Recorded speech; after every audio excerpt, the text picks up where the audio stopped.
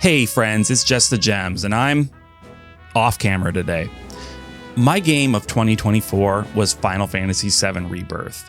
If you ever wanted a reason to own a PlayStation 5, that game is it. Or, I guess, it was it. Because now Final Fantasy VII Rebirth is available on PC. So the question that's probably on most people's minds is, will Brandon from Just the Gems come to my birthday party? The answer is yes, conditionally. I need first dibs on the cake. But the other question on hearts and minds today is, how does Final Fantasy VII Rebirth play? Well, thanks to Square Enix for sending me an early code, I can tell you. Or at the very least, I can tell you about my experience.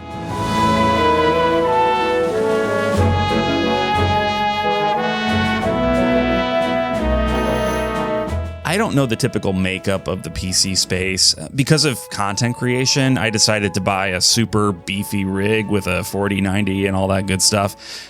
And holy cow, running on that 4090 in 4K with a consistently smooth frame rate, Final Fantasy VII Rebirth is gorgeous. This was already the best looking game I'd ever played, and it's even better here.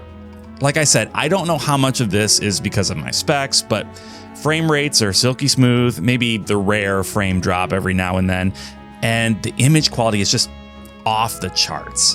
I turned every setting to maximum and just spent some time running around the world, kind of marveling at it. Let me take a step back from the specs, though, just in case anyone out there hasn't played Rebirth and knows nothing about it except that JRPG fans won't shut up about it.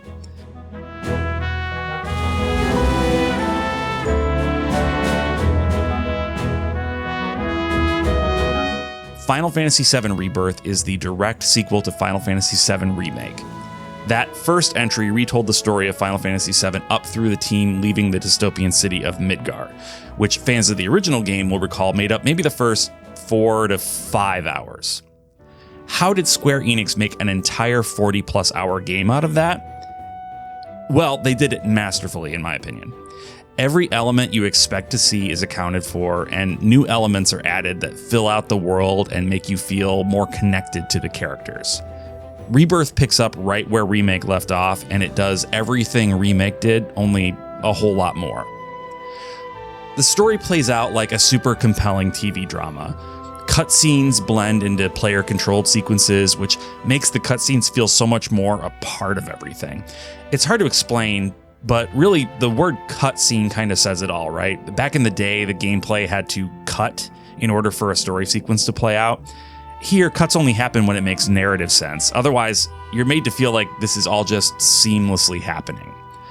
The plot begins with a flashback to Cloud's hometown of Nibelheim, with Cloud narrating from the present and his friends occasionally interjecting in poignant and hilarious ways. You went through my stuff? I know I shouldn't have.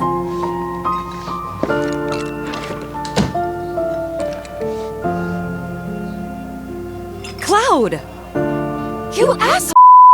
This is also our first taste in Rebirth of the series' villain, Sephiroth, and getting to control him in battle, getting to utterly wipe the floor with monsters, is extremely satisfying. The TV drama-esqueness of it all is helped in large part by the talented cast, which honestly, I don't think enough has been said about these people. They are doing remarkable work as these characters, and that's no short order since for so many of us, these characters have been living in our heads for almost 30 years. To step into these roles and somehow knock it out of the park is amazing. All in all, the story being the highlight of this game is not to downplay the gameplay at all. I'll get into that in a minute. But it's very telling that when a game plays as good as this, that I can still feel the story is my favorite part. This team is absolutely cooking with this trilogy, and if I'm being honest, I never want it to end.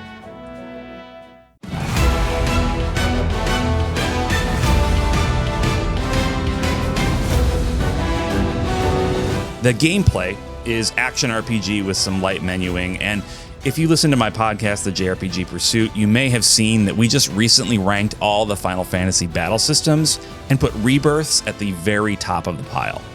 This is probably the most fun I've had fighting in a JRPG in ages. Maybe ever?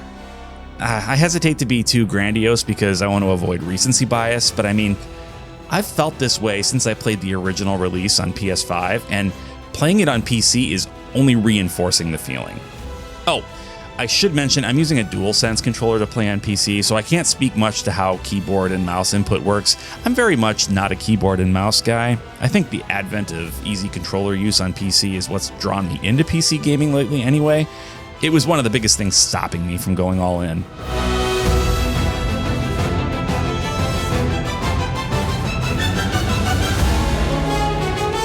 Something I imagine a lot of people are going to be wondering about is Steam Deck support.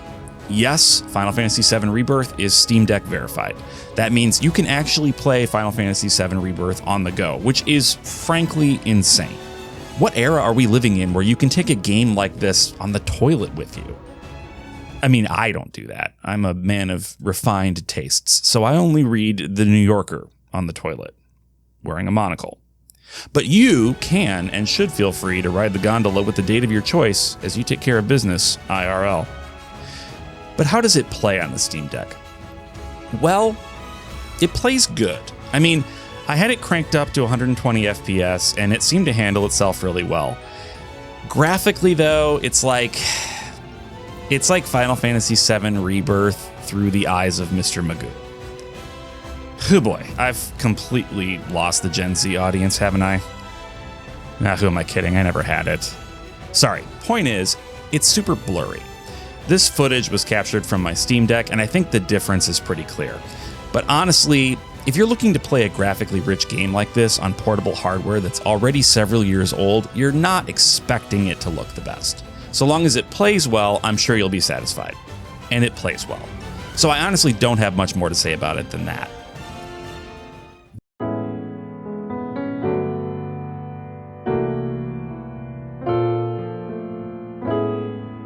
This release is fantastic, and I'm really happy it's happening. In all honesty, I love the PlayStation. I've been a PlayStation guy from the beginning. But the era in which a big budget game like this can find high enough levels of success on a single platform are mostly over. At least if your company isn't named Nintendo.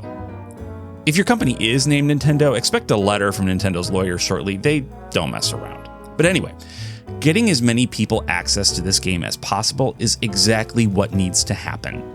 If you have the PC power to run it well, this is the definitive version of my favorite game of 2024. Even if you can't run it at full settings, even if you only have access to a Steam Deck, this game is still worth your time. Final Fantasy VII is beloved for a reason, and this beautiful and thoughtful presentation of the world and the story deserve to be played by as many people as possible. If you've been holding out on playing until the PC port launches, well, the wait is over. Get on it. Let's show Square Enix that this series is more than a passion project for its top creative talent. It's the game of a generation, and it should have the player count to back that up.